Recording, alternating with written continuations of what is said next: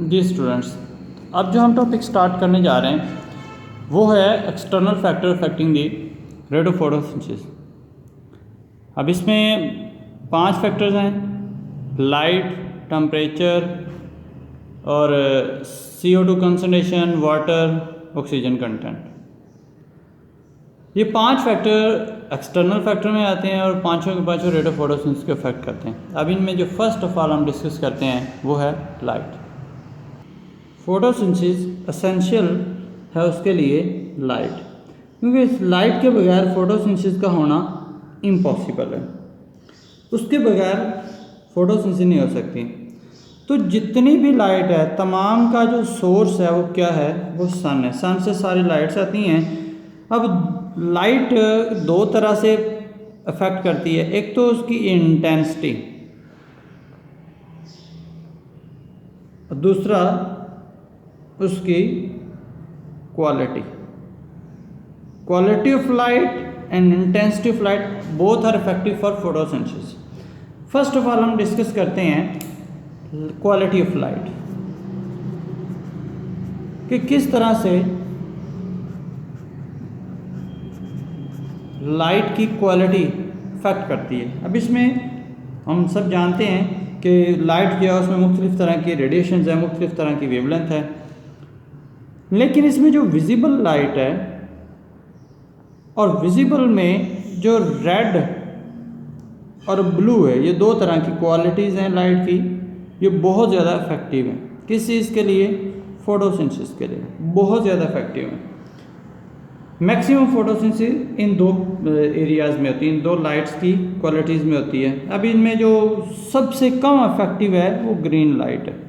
Green light बहुत ज़्यादा less effective है। ये रिफ्लेक्ट हो जाती है, इसी वजह से हमें जो प्लांट्स हैं वो ग्रीन नज़र आते हैं। जब रिफ्लेक्ट होती है तो रिफ्लेक्ट होने पर वो रेडिएशन हमारी तरफ आती है और इससे हमें फिर वो प्लांट्स जो हैं वो ग्रीन नज़र आते हैं। इसके अलावा जो वेवलेंथ है, जिसका लॉन्गर वेवलेंथ होता है रेडिएशन का, वो रेडिएशन जिसका वेवलेंथ 700 नैनोमीटर से ज़्यादा है, इज़ नॉट इफेक्टिव, वो ज़्यादा इफेक्टिव नहीं है। तो इससे मुराद ये है कि लाइट की जो क्वालिटी है वो बहुत ज़्यादा ज़रूरी है प्लांट की फोटोसिंथेसिस के लिए। यहाँ पे हमने ये बात की कि रेड और ब्लू बहुत ज़्यादा इफेक्टिव है। ये साइंटिस्ट था एक एंगलमैन साइंटिस्ट। एंगलमैन साइंटिस्ट ने काम किया था स्पायरोजाइरा के ऊपर। तो उसने तब बताया था कि फोटोसिंथेसिस के लिए रेड और ब्लू दोनों बहुत ज़्यादा इफेक्टिव हैं। रेट ऑफ फोटोसिंथेसिस जो है वो इंटेंसिटी ऑफ लाइट पे डिपेंड भी करता है। मतलब जितनी इंटेंसिटी ज़्यादा होगी इतना रेट ऑफ फोटोसिंथेसिस ज़्यादा होगा। लेकिन ये हार्ड एंड फास्ट रूल नहीं है, क्योंकि फोटोसिंथेसिस तो वेरी लो इंटेंसिटी पे भी स्टार्ट हो जाती है और आहिस्ता आहिस्ता आप इंटेंसिटी बढ़ाते जाएं, फोटोसिंथेसिस बढ़ती जाएगी। अब जब ब्राइट डे आएगा, चमकदार दिन, मतलब जिसमें रोशनी काफ़ी होती है, उसमें फोटोसिंथेसिस वेरी हाई फोटोसिंथेसिस काफ़ी ज़्यादा होती है। लेकिन जब स्ट्रॉन्ग लाइट होती है, स्ट्रॉन्ग लाइट से मुराद बहुत ज़्यादा तेज़ धूप, रोशनी बहुत ज़्यादा है, फोटोसिंथेसिस डिक्रीज़ हो जाती है। तो इसीलिए हम कहते हैं कि इंटेंसिटी के बढ़ने से कभी रेट ऑफ फोटोसिंथेसिस इंक्रीज़ होगा, ये हार्ड एंड फास्ट रूल नहीं है। जब इंटेंसिटी इंक्रीज़ होती है, इंटेंसिटी के इंक्रीज़ होने पर लीफ का जो टेम्परेचर है वो इंक्रीज़ होता है। जब लीफ का टेम्परेचर इंक्रीज़ होता है तो ट्रांसपैरेशन वो स्टार्ट हो जाती है। ट्रांसपैरेशन वो स्टार्ट हो जाती है। अब ट्रांसपैरेशन स्टार्ट होती है तो स्टोमेटा क्लोज हो जाते हैं। स्टोमेटा क्लोज होते हैं तो ऑटोमेटिकली एक्सचेंज ऑफ गैसेस वो रुक जाता है। तो क्या होगा, फिर फोटोसिंथेसिस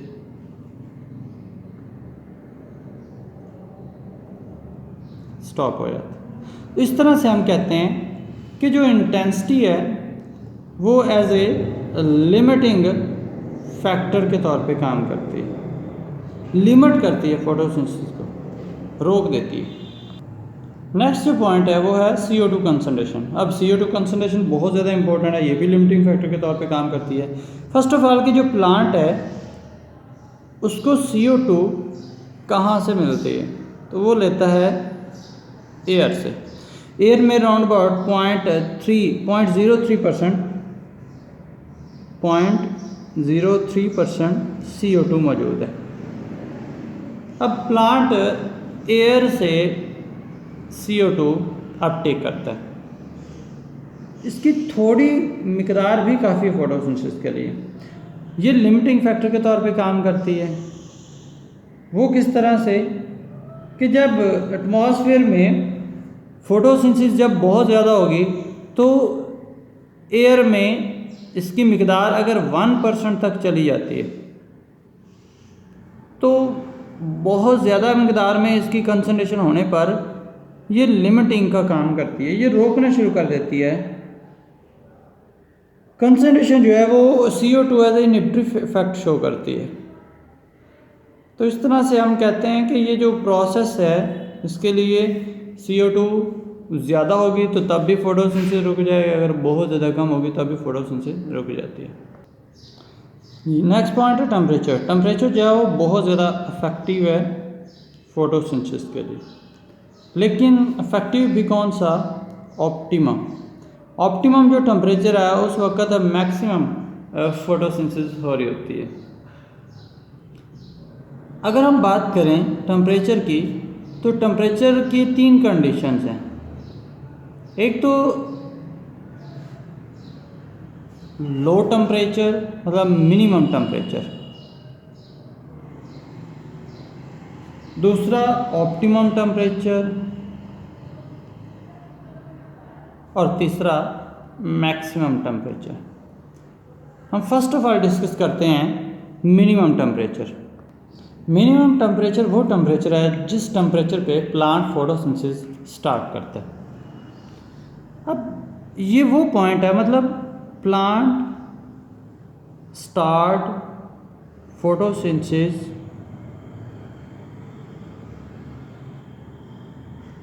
एट लोएस्ट टेम्परेचर। वो टेम्परेचर लोएस्ट टेम्परेचर जिस पे प्लांट फोटोसिंथेसिस स्टार्ट करता है उसे मिनिमम टेम्परेचर कहते हैं। मुख्तलिफ प्लांट्स का ये मुख्तलिफ टेम्परेचर होता है। इसकी एग्जांपल ये है कि जो लाइकन है उनका जो मिनिमम टेम्परेचर है वो है -20 डिग्री सेंटीग्रेड। जो कॉनिफर्स हैं उनका जो मिनिमम टेम्परेचर है -35 डिग्री सेंटीग्रेड। और इसके अलावा जो डेजर्ट प्लांट्स हैं उनका जो मिनिमम टेम्परेचर है जिस पे फोटोसिंथेसिस स्टार्ट करते हैं वो है 55 डिग्री सेंटीग्रेड। ट्रॉपिकल प्लांट्स जो होते हैं उनमें जो फोटोसिंथेसिस है वो बमुश्किल 5 डिग्री सेंटीग्रेड पे स्टार्ट होती है। तो इस तरह से हम कहते हैं कि हर प्लांट का जो मिनिमम टेम्परेचर है वो बहुत डिफरेंट होता है। जी, ऑप्टिमम टेम्परेचर वो टेम्परेचर जिस टेम्परेचर पे फोटोसिंथेसिस का रेट बहुत ज़्यादा हाई होता है उसे हम कहते हैं ऑप्टिमम टेम्परेचर। अब ऑप्टिमम टेम्परेचर हर प्लांट का डिफरेंट होता है। फोटोसिंथेसिस जो है वो 25 डिग्री सेंटीग्रेड तक इंक्रीज़ होती है, तो हम कहते हैं 25 डिग्री सेंटीग्रेड जो है ना वो इसका ऑप्टिमम टेम्परेचर है। इसे हम कहते हैं वेंट होफ लॉ। इस लॉ के मुताबिक the rate of photosynthesis rate of chemical reaction double every 10 degree centigrade. इस साइंटिस्ट के मुताबिक ये जो लॉ है इसके मुताबिक जब भी 25 से 10 डिग्री सेंटीग्रेड का इजाफा होगा, मतलब 35 डिग्री सेंटीग्रेड होगा, तो रेट ऑफ फोटोसिंथेसिस हमेशा डबल हो जाएगा। तो इसे हम कहते हैं वेंट हुफ लॉ। और ये उसी वक्त मुमकिन है जब CO2 लिमिटिंग फैक्टर ना हो। अगर CO2 लिमिटिंग फैक्टर है तो फिर ये मुमकिन नहीं है, मतलब इसकी भी एक शर्त है। जी स्टूडेंट्स, तो मैक्सिमम जो है ना, मैक्सिमम टेम्परेचर भी बहुत ज़्यादा इफेक्ट करता है। अब मैक्सिमम टेम्परेचर जो जो टेम्परेचर इंक्रीज़ होगा तो फोटोसिंथेसिस, टेम्परेचर अगर इंक्रीज़ हो रहा है तो फोटोसिंथेसिस भी इंक्रीज़ हो रही है। लेकिन ये इनिशियल कंडीशन में, ये भी बढ़ रहा है, ये भी इनिशियल कंडीशंस में, और बाद में लेटर ऑन बाद में फोटोसिंथेसिस जो है ये रिड्यूस हो जाती है।